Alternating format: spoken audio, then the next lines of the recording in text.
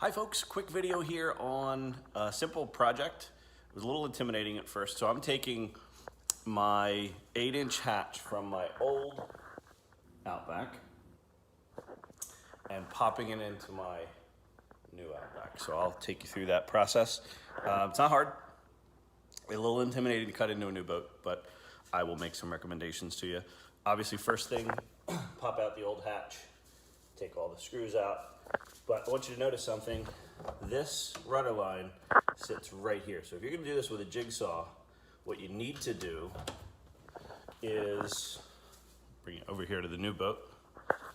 Make sure that the rudder is dropped fully so that that line has at least the least tension on it possible. And then what I did is manually pulled up the rudder and taped it.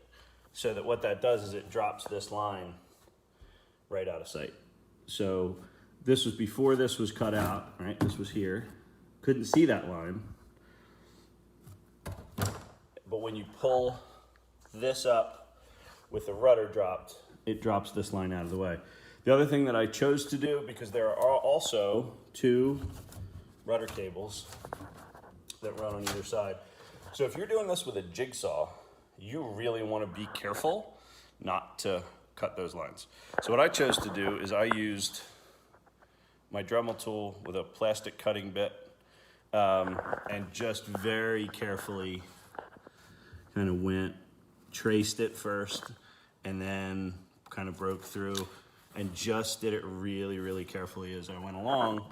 And what that produced was a pretty good cut. And actually, on the first cut, this is, believe me, this is no skill on my part. I'll show you this. I'm gonna put this camera down for a second.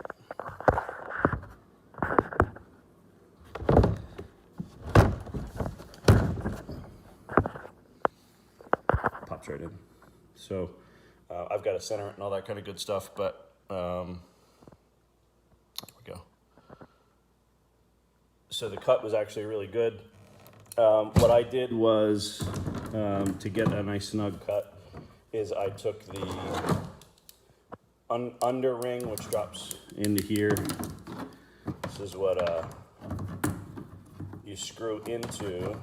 Anyway, what I did was flip it over, made my trace using a Sharpie, and then did the cut. So that's a little bit on that project. I'm gonna save this piece of plastic because it's good Hobie material in case there's a boat repair in the future. But if you're looking to do this particular project, not hard. You need a screwdriver to take all the screws out, pop everything off. And then of course when this goes back together, the seal will go on. This will pop in. This ring will go underneath, and then you're screwing into that ring all the way around. So anyway, that's the deal with the hatch. You need rotary tool, measure, tape, Sharpie. Okay, so we're back. We've sanded and prepped our surface here, and we vacuumed it out. We've gotten all the dust. And now what we're gonna do is we are going to pop our hatch in, and we're gonna drill out these holes. With our saw, we are using like a 7/32 bit there because we're going to be popping in these screws to each one of these holes, and we just need pilot holes. So first we're going to get what I would recommend you do if you're doing a reinstall is pop the seal directly on the hatch and line it up appropriately, and then that way you can just pop the whole thing back in. That way you can use the existing holes in your seal. So let's get started. Hey, quick tip. As you're putting this in, I strongly recommend, I know I said an impact driver earlier, what I'm using is a drill with a very, very light chuck but actually I'm doing most of it just with a screwdriver. What I would recommend that you do when you put this first screw in is you've drilled all the pilot holes. I used a 3/32 bit for that. That'll give these plenty of bite into the plastic of the boat. Once you've gotten all your pilot holes drilled, the inner ring is just sitting here on the floor. Take the boat, take the ring, hold it up against the first. You can hold the screw receptacle in between your two fingers here. Put it up against this bottom screw hole and get this one in first. Then move along, do this one.